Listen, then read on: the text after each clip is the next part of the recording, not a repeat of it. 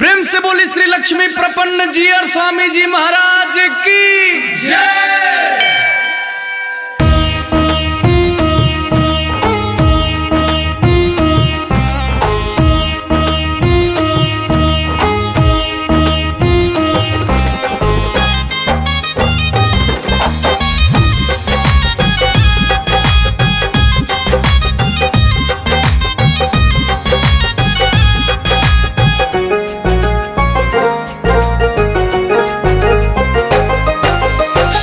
सनातन धर्म के रक्षक,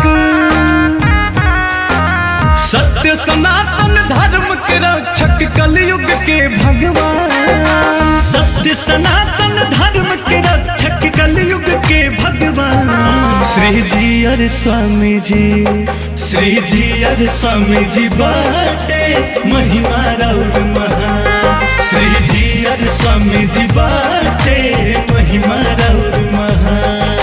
हरि के भक्ति करीला जैसे,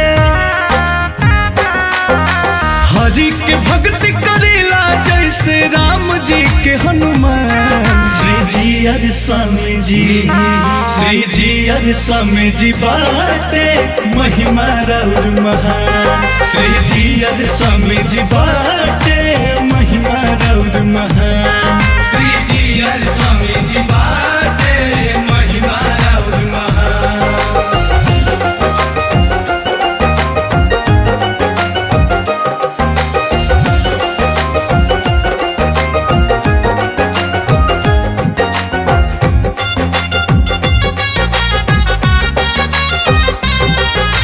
लक्ष्मी नारायण महायज्ञ सब गांव गांव में कैनी जी।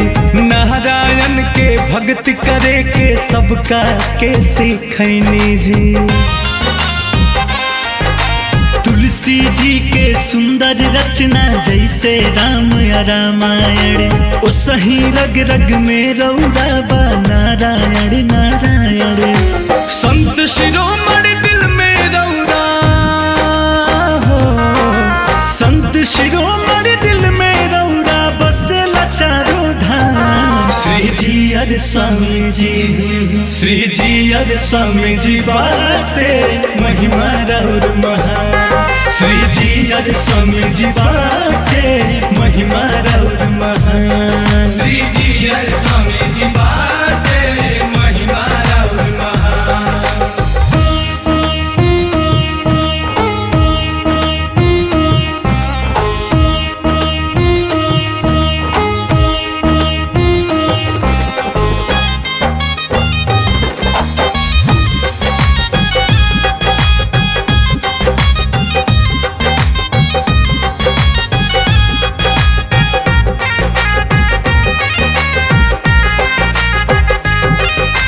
हाथ धरो हर त्रिदंड विराज, त्रिदंडी देव जी के दिहल जी।